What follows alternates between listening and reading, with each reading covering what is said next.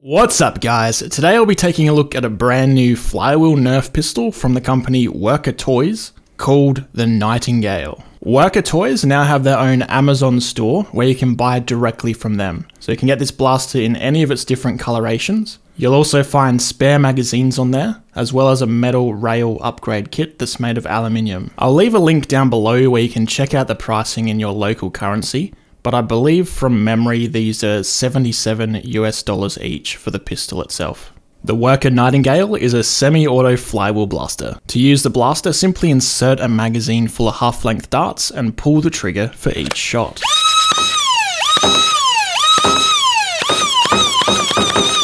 Being a flywheel blaster, it's extremely loud and will definitely give your position away to enemy players. And in the gameplay footage you'll see later on, I struggled to get anything more than 1 kill per life.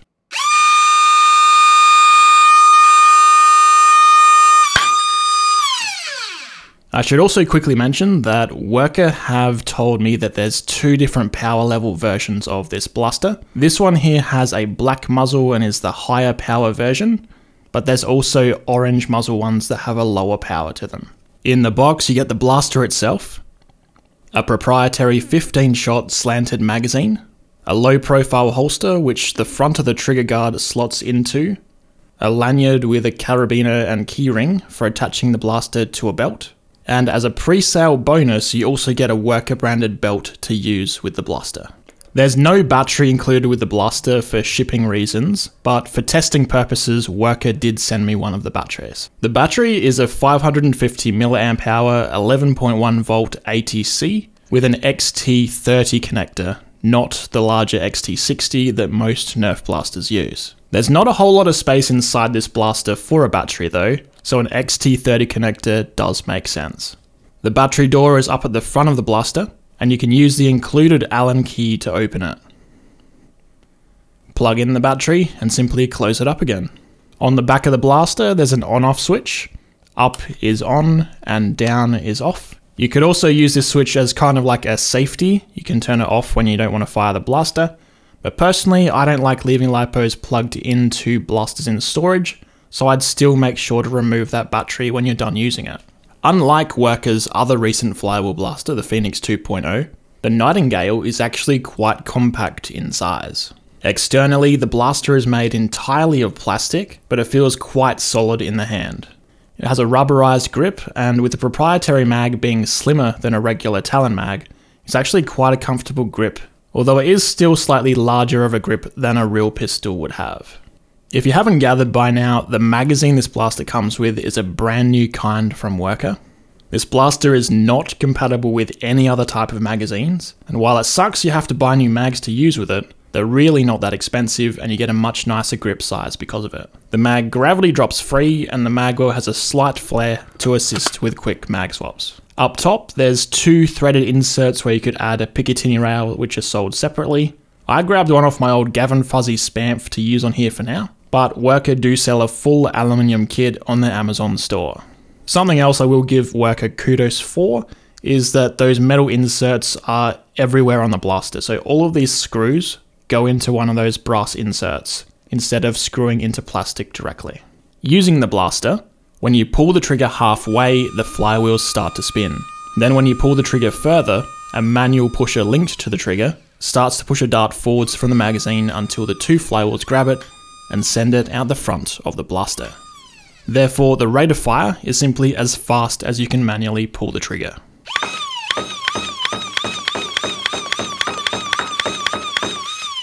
When you're out of shots in the mag, simply drop the mag out, insert another, and continue firing.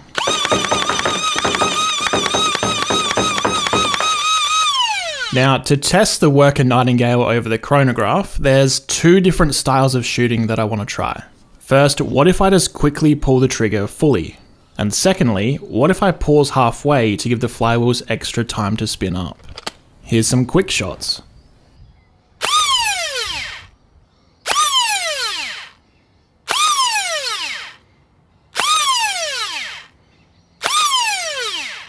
The quick shots, so just pulling the trigger fully, we got a high of 108, a low of 93, and an average of 100. But now let's see some shots with longer revving of the flywheels.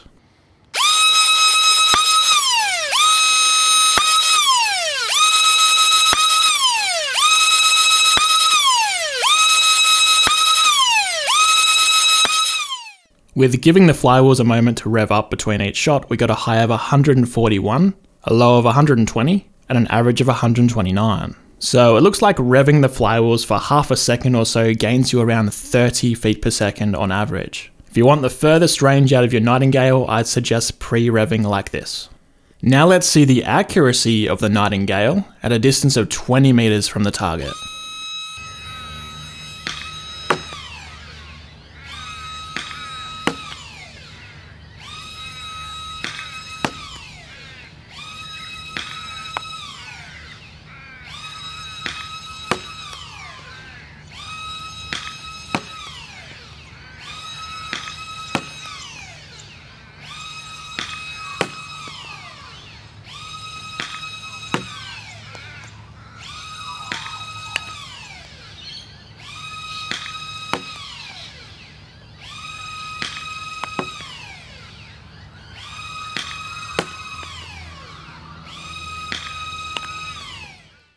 At a distance of 20 meters, the Nightingale had a grouping about 50 centimeters wide and 100 centimeters high.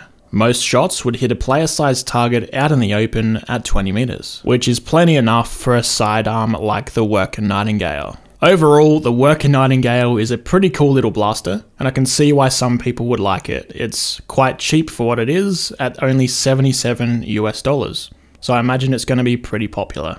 I wasn't originally going to film any gameplay with this blaster because personally I don't really like flywheel blasters all that much, but I actually decided to suffer through 2 rounds of gameplay for you guys' enjoyment. With the short range of the blaster, you really need to be stealthy in order to get kills with it, and the fact that it's probably the loudest blaster I've ever used means that even if you do get a kill, everyone on the enemy team now knows exactly where you are. And this gameplay footage you're about to see pretty much sums that up to a T. I think there was only 1 life that I managed to get 2 kills. But enjoy the gameplay. This might not give away my position, instead it'll scare people that their blaster broke and stripped the gear.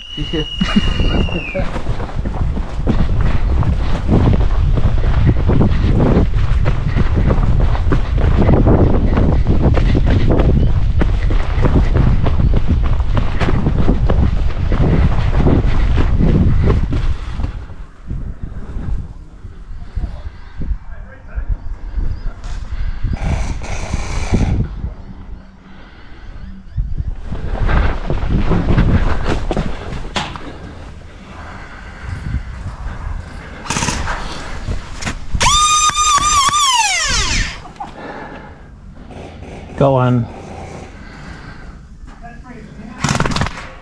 Ah.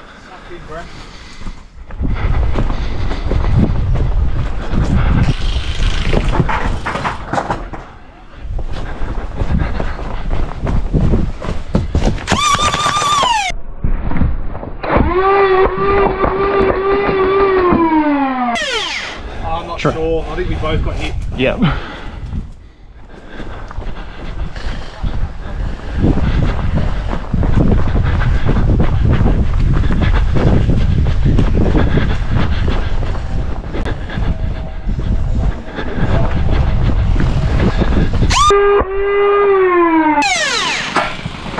Oh, you got me. Sounds like a stripped gearbox in a gel blaster. It's really weird. You have to be sneaky to use it because it's only short range, but as soon as you fire, or even before you've actually fired, it starts making that noise. So that noise is obviously wind up. Yeah, it has 2 wheels. Yeah, it has 2 wheels that it pushes the dart between. So you have to wait for it to wind up before you can shoot. Pretty much. Yeah. But the lightness of it, it was heaps lighter, so I figured that would play a part.